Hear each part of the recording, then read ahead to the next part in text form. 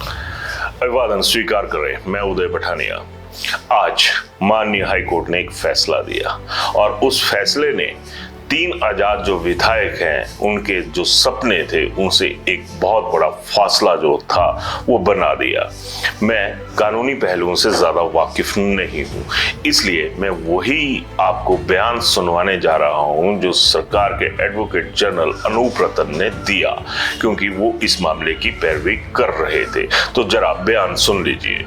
किया जाए और उन रेजिग्नेशंस को हाई कोर्ट ही एक्सेप्ट कर ले, ना कि क्योंकि स्पीकर एक्सेप्ट नहीं कर रहे हैं।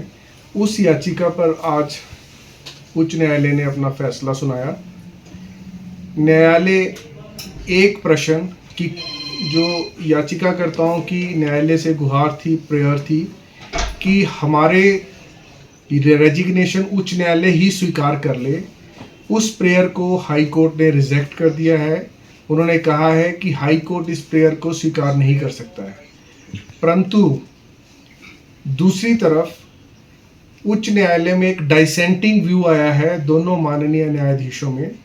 डाइसेंटिंग हिंदी के मीडिया के लिए कि उन दोनों का एक विभिन्न व्यू विचार रखे हैं कि क्या हाई कोर्ट माननीय स्पीकर को ये निर्देश दे सकता है कि वो रेजिग्नेशन को कब स्वीकार करें, कितनी जल्दी स्वीकार करें और कैसे स्वीकार करें। तो जो माननीय मुख्य न्यायाधीश का व्यू है, उन्होंने अपने फैसले में जो न्यायालय में सुनाया है, क्योंकि फैसला भी अपलोड नहीं हुआ है, परंतु उन्होंने अपने फैसले में ये सुनाया है न्यायालय में कि माननीय स्पीकर का जो पद है, जो पोस्ट है, वो बहुत उच्च दर्जे की संवैधानिक पद है।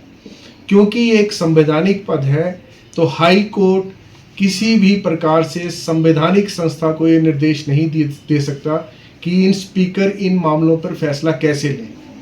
परंतु माननीय न्यायाधीश ज्योत्सना दुआ रेवाल जी का मत है जो न्यायालय में एक्सप्रेस किया गया कि क्योंकि हाई कोर्ट 226 में जुडिशियल रिव्यू कर रहा है, जिसमें स्पीकर द्वारा रेजिग्नेशन स्वीकार ना करने के मामले को चुनौती दी गई है, तो यद्यपि हाई कोर्ट एक्सेप्ट नहीं करेगा रेजिग्नेशन, ये पावर सिर्फ माननीय स्पीकर साहब के पास है, परंतु हाई कोर्ट स्पीकर को ये डायरेक्शन दे सकता है कि वो इस मामले का जल्द निपटारा करे या विद इन 2 वीक्स निपटारा करे। उन्होंने 2 सप्ताह के शब्दों का इस्तेमाल किया है कि वो 2 सप्ताह में निपटारा करें। तो जब भी ऐसी स्थिति पैदा होती है, डाइवर्जेंट व्यू आता है, डाइसेंटिंग व्यू आता है, तो डिवीज़न बेंच जो है उस केस को माननीय तीसरे न्यायाधीश के समक्ष रखती है, जो प्रशासनिक स्तर पर माननीय मुख्य न्यायाधीश रखेंगे, और वो तीसरा न्यायाधीश उस मामले की पुनः सुनवाई करेंगे। तो उस सुनवाई के पश्चात जो भी फैसला माननीय तीसरे न्यायाधीश देंगे वो फैसला अंतिम फैसला होगा। क्या वो होगा लिमिटेड फैक्ट्स पर ही, वो लिमिटेड क्वेश्चन माननीय डिवीज़न बेंच ने बना दिया है, और वो प्रश्न जो तीसरे न्यायाधीश के समक्ष जाएगा वो यही प्रश्न है, whether high court can direct the speaker to decide the counter issue in a particular manner और इन ए पर्टिकुलर टाइम। वो इशू कोर्ट ने बना दिया है, अब थर्ड जज उन्हीं पर ही अपना मत प्रकट करेंगे।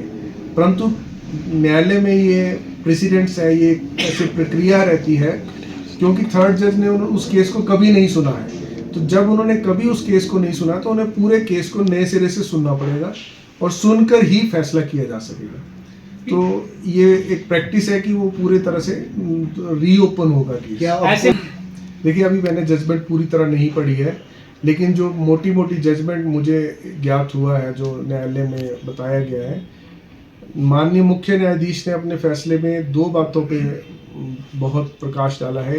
एक कि स्पीकर का जो पद है वो बहुत ऊंचा संवैधानिक पद है, हाईएस्ट एस्टीम में रखा जाता है उस पद को। इस कारण इस गरिमा में पद को हाई कोर्ट डायरेक्शन नहीं दे सकता है, उन्होंने ये बहुत स्पष्ट किया है। परंतु जो जस्टिस ज्योत्सना दुआ रेवाल जी की जजमेंट है वो उसमें उन्होंने ज़्यादा एक्सप्लेन नहीं किया, तो वो अभी हमें पता नहीं चल पाया। तो जैसे ही जजमेंट अपलोड होगी वो जनता की निरीक्षण के लिए, उनकी पढ़ाई के लिए वो वेबसाइट हिमाचल हाई कोर्ट पर अवेलेबल रहेगी। अगली तारीख का इसमें अभी ये जो मामला है प्रशासनिक स्तर पर, एडमिनिस्ट्रेटिव साइड पर माननीय मुख्य न्यायाधीश जी के पास जाएगा। माननीय मुख्य न्यायाधीश फिर इसे 3rd जज को रेफर करेंगे और वो डेट जो है वो कॉज लिस्ट में वो मामला लगेगा। अगर आपने ये बयान ध्यान से सुना होगा तो आपको ये अंदाजा बखूबी लग गया होगा कि 3 आजाद विधायकों की जो आजाद सोच थी वो भी कहीं ना कहीं अब बंधक बनकर रह गई है। मैंने पहले ही कहा कि मैं कानूनी पहलुओं पर नहीं जाऊंगा क्योंकि इसका मेरे को इतना ज्ञान नहीं है, तो मैं सियासत वाले पहलुओं पर चलूंगा। इस फैसले के आने के बाद इतनी सी बात तो स्पष्ट नजर आ रही है कि अब इन विधायकों का वो सपना पूरा नहीं होगा जिसके तहत ये चाह रहे थे कि इनके चुनाव भी मौजूदा लोकसभा चुनाव और जो 6 विधानसभा के उपचुनाव हो रहे हैं जिस पर कांग्रेस के जो बागी हैं वो चुनाव लड़ रहे हैं, उनके साथ इनका भी चुनाव हो जाए। क्योंकि ये माना जा रहा था कि इन आजाद विधायकों की भी ये मंशा रही थी, ये चाहत रही थी कि अगर मोदी वेव चलती है तो उस वेव में इनकी जो सियासी वैतरणी है, जो इनकी सियासी किश्ती है, वो भी पार लग जाए।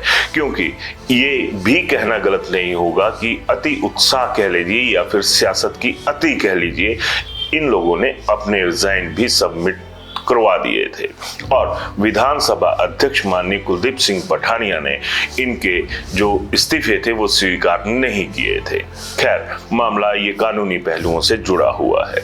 मैं सियासत वाले पहलुओं पर चलूंगा क्योंकि जब से ये 9 लोगों ने बगावत की थी, जिनमें 6 कांग्रेस के विधायक थे और 3 ये आजाद थे, तब से ही ये कयास लगने शुरू हो गए थे कि अब जो सुक्खू सरकार है वो खतरे में आ सकती है। लेकिन अंकों का खेल देखिए, अंकगणित देखिए, सुक्खू की सरकार आज भी सिक्योर नजर आ रही है और अब इन 3 विधायकों के जो चुनाव हैं वो तय है कि अब मौजूदा चुनाव जो हो रहे हैं उनके साथ इनका निपटारा नहीं होगा।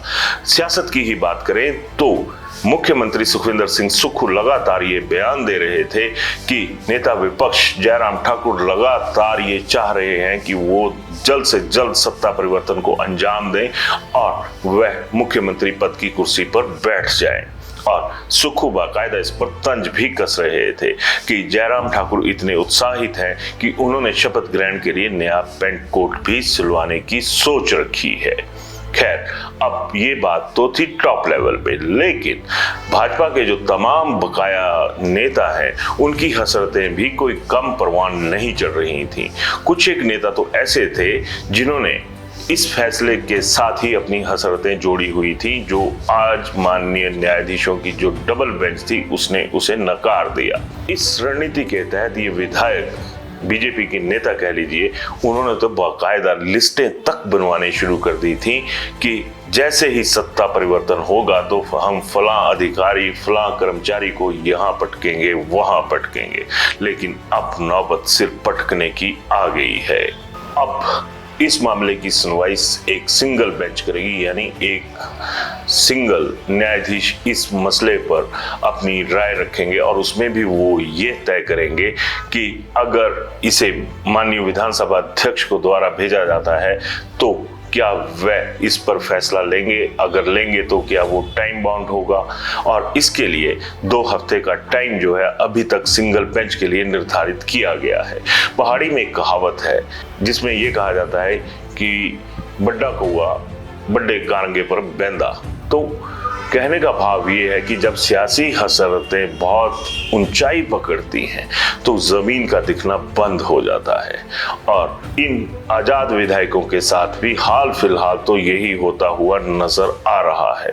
इस्तीफा मंजूर हो नहीं रहा और जब तक इस्तीफा मंजूर नहीं होगा या फिर इन्हें डिस्क्वालीफाई नहीं किया जाता तब तक ये सदन के सदस्य रहेंगे और तब तक इनकी जो सीटें हैं वो खाली नहीं गिनी जाएंगी।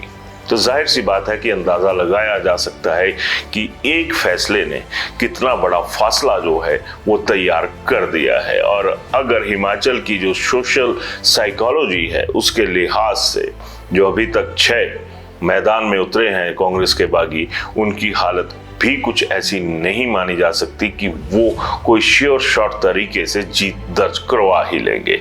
जोर तो हालांकि भाजपा ने भी पूरा लगाया है और इतना ही जोर कांग्रेस के साथ साथ भाजपा ने भी लगाया हुआ है कि किसी न किसी तरीके से ये जो सीटें हैं वो बच जाएं। कांग्रेस बचाने पर उतारू है और भाजपा डुबोने पर उतारू है।